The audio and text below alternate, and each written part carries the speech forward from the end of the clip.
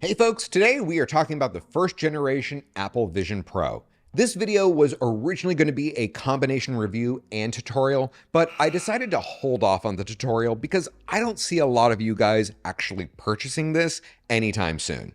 That being said, you can't deny that it is big news when Apple decides to get into a new space, and I think it's also important to remember contextually that every first generation Apple product always has its issues that get worked out over time. After all, if the first version was perfect, you'd have no reason to buy the second one. You know, there are two questions that every single person keeps asking me about Vision Pro. Who exactly is this for, and what do you do with it? And I think the best way for me to answer both of those questions is to show you several different examples of it in use. One of the fun things that I enjoyed doing was putting different apps in different parts of my home. For example, when I'm sitting at my desk, I can mirror my Mac's desktop. Then, if we get up and go over here to the couch, I can put my calendar up on the wall so that I can better visualize my schedule. Now, if we walk into the living room, I can put up Red Bull TV on this wall, or if I move over to this chair, I can have Apple TV take up this entire wall. Let's now take a little walk to the kitchen, and over here I might want to put a recipe app, or I could also just have a Safari window with a recipe on it. And now if we head over to the fridge, over here I might want to pin my shopping list. As we walk into the other room, a room we call the media room, here I've got YouTube. Now, you've probably heard that the people at YouTube have decided to not make an app for Vision Pro, at least not yet. But that certainly has not stopped developers from seizing on the opportunity. So what you're looking at here is actually an app called Juno. It's $5, one-time payment, and it gives you easy access to the same info. That just gives you a few examples of how you can customize different spaces in your home by physically putting apps in those rooms. Here's another great example of how Apple Vision Pro can be useful. Let's say you have a room in your home that you're looking to renovate. In our case, it's our 1980s kitchen, which desperately needs an update. With the Lowe's app for Vision Pro, I can instantly visualize how my kitchen could look. I can even swap out appliances, I can change colors, styles, and so much more.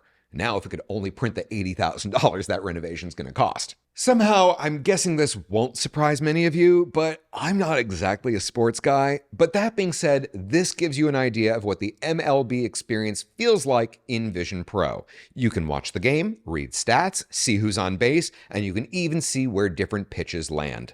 Another thing that admittedly I don't do a lot of is gaming, but this one I found to be a real hoot. This is Lona, at least I hope that's how it's pronounced. Lona is an AR puzzle game. It drops a set of pieces and you have to move them into place. In this puzzle, it was a flying saucer beaming up cows. And check this out, you can even see the little aliens in their spaceship typing away at the controls. This demo was so much fun up until I saw the price. $20 a month? Well, it was fun while it lasted. By far, my favorite use of the Vision Pro has been to watch movies, and that applies to both 2D and 3D movies. If you download the Disney Plus app, there's this icon over here to the left, which contains 4 different Disney-themed environments. The Tatooine one keeps glitching out on me, but this one right here is the Disney Plus Theater, and if you look around, you'll see there is quite a bit of detail. Let's now switch over to the Avengers headquarters. Again, super rich detail, and if I look over here next to me, you'll even see a little note from Tony Stark. The speakers on the Vision Pro, I would rate as just okay. The bleed is pretty bad, so if there are other people in the room, they are going to be able to hear whatever you're listening to if the volume is over 50%. But that being said, when you pair Vision Pro with AirPods Pro, it just takes it to a whole brand new level. One of the things that I'm really curious to see as time goes by is how people with different accessibility needs make use of the Vision Pro.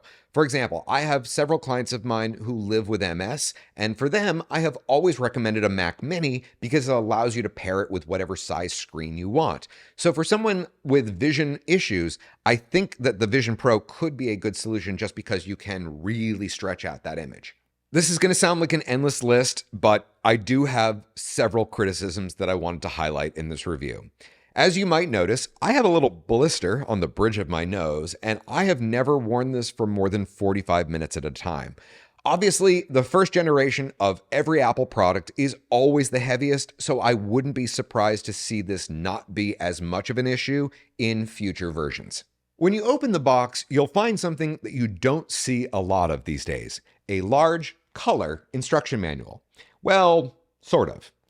Apple, I really applaud you for upping your game when it comes to including instructions, especially for people who are not tech savvy. But there are 4 blank pages in this instructions booklet.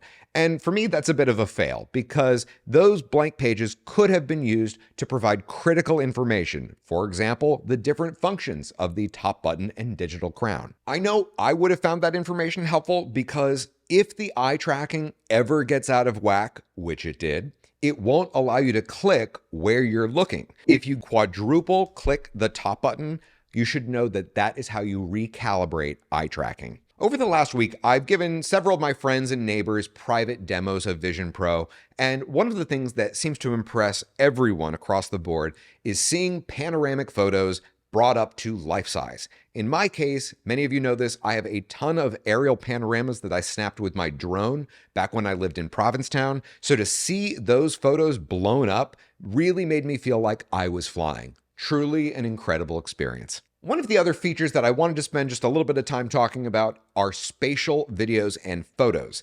In case you've never heard of it, you can capture spatial photos and videos on the Vision Pro or the iPhone 15 Pro. It's basically using multiple lenses to create a 3D image. To test this feature, my husband and I took a little field trip to Sunnylands in Rancho Mirage, California. If you ever come out to this part of the world, make sure you put it on your list. Sunnylands is a massive cactus garden that is open to the public, and I knew it would be perfect for trying out this new technology. I ended up walking around Sunnylands twice, once with the Vision Pro on and once with my iPhone 15 Pro. For some strange reason, the Vision Pro shoots in a square format with a resolution of 2200 by 2200 pixels. By comparison, this is the spatial video footage that I was able to capture with the iPhone 15 Pro, which looks far superior. And yeah, it's a little weird that you can't shoot a spatial photo with your iPhone 15 Pro. You can shoot spatial video, but for some reason, not a photo. So my advice is if you do want to start shooting in spatial video, make sure you do it on your iPhone 15 Pro and use something like a tripod to stabilize your shot. Another strange thing that I noticed about Vision Pro is if you go into settings, there is no category for camera. That's weird, right? Like I didn't hallucinate that. There definitely should be something there. There are 3 major design flaws that I would like to bring to light which make the Vision Pro highly susceptible to damage. This all comes down to the power cable, light cushion, and light seal. When I first saw this image, I thought that that was a MagSafe connection. And you have to admit, it does look very similar to the cable that you use to charge your Apple Watch. That's not a magnetic connection. This cable clicks into position, and if I zoom way in, you'll see that it has these little teeth. So if something snags the cable, it could easily pull the Vision Pro off your face, strip the cable connector, damage the headset itself, the battery, or the cable that connects it to the headset. And because the battery life is so poor, I found myself walking around with a power bank in the other pocket, which means yet another cable connecting it to the Vision Pro battery. I am telling you, this is a cable management nightmare. If you are crazy enough to spend the $4,000 and buy the Vision Pro and not buy AppleCare, you must be insane because I have never seen a more accident-prone device. If you look at Apple's instructions, they suggest that you wrap the cable around the battery. It's here on the last page. This is a horrible idea, all right? Look, back in the day when you bought a MacBook or a MacBook Pro, on the little power brick, there were 2 pieces of plastic that unfolded so that you could wrap the cord around itself so that it would stay together. This is a hot mess. Another thing about the battery, this type of aluminum, by the way, this totally looks like the original iPhone, doesn't it? This type of aluminum is highly susceptible to scratches. The other 2 product flaws that we do need to discuss are the light seal and the light cushion. It is so easy. You naturally want to pick this up right here or right here. The problem is if you do, both pieces are magnetically connected and you could very easily drop this. In fact, for those of you who watched me unbox this live, you saw me do that twice.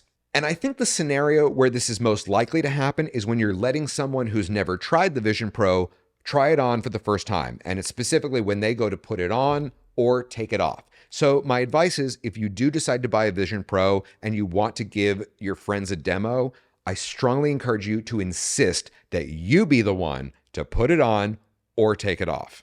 Another major disappointment is there's no support for multiple logins. It's one account.